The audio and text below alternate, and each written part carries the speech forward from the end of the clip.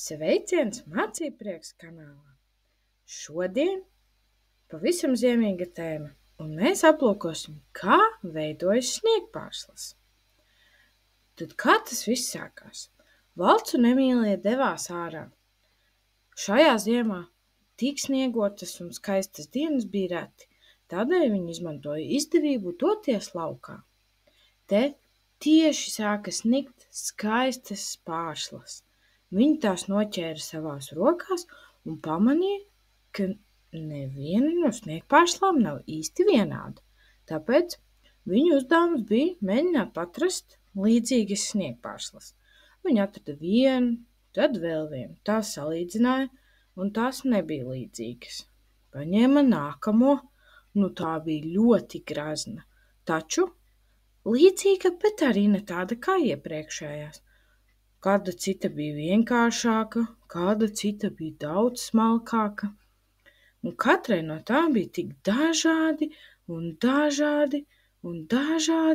raksti, līdz viņu cimdi jau bija pilni ar sniegpārslām. Pēc tam Emīlija un Valds domāja, kā tad vispār veidojas sniegpārslas? Tad aplūkosim. Ūdens ir nepārtrauktā kustībā. Viņš visu laiku kustās. Viņš sāk no augšas uz leju un atkal atgriežas tādā kā aplī, izejot cauri no debesīm uz zemi un tā tālāk.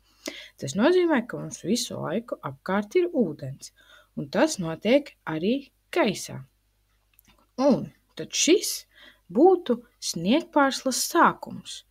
Vienkārši sešstūraina plāksnīte. Bet kā jūs domājat, kā no tādas var iznākt sniegpārsla? Tad aplūkosim. Gaisā mākoņos ir tvaiks, mitrums. Un pirms šis tvaiks ir kondensējies, jeb izveidojies par ūdens pilēm, šis tvaiks vēja un dažādas atmosfēras, tas ir dažādu slāņu ietekmē, ir mainījis savu formu. Tad šis te mazais kristāliņš sāk veidoties. Kā jau iepriekš minēju, tam palīdz vējš un tam palīdz šis te tvaiks, kas atrodas gaisā.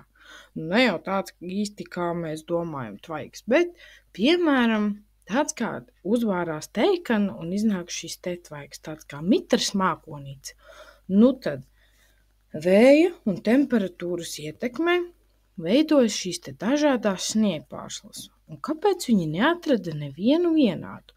Jo izrādās, ka gaisa mitrums un arī temperatūra mēdz taisīt tādus interesantus jokus. Jo siltāks, jo dažādākas šīs te sniegpārsliņas, gan kā plāksnītes. Un patiesībā sniegpārslas ir tik dažādas. Viņas izveidojas plāksnīšu formā.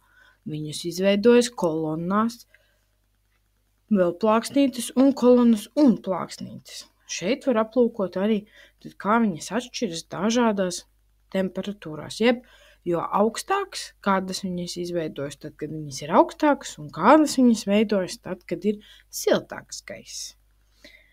Šo informāciju Valds un Emīlija atgriezās pie ziemas priekiem. Vēl sniega vīrus, slēpoja, slidoja un citas aktivitātes.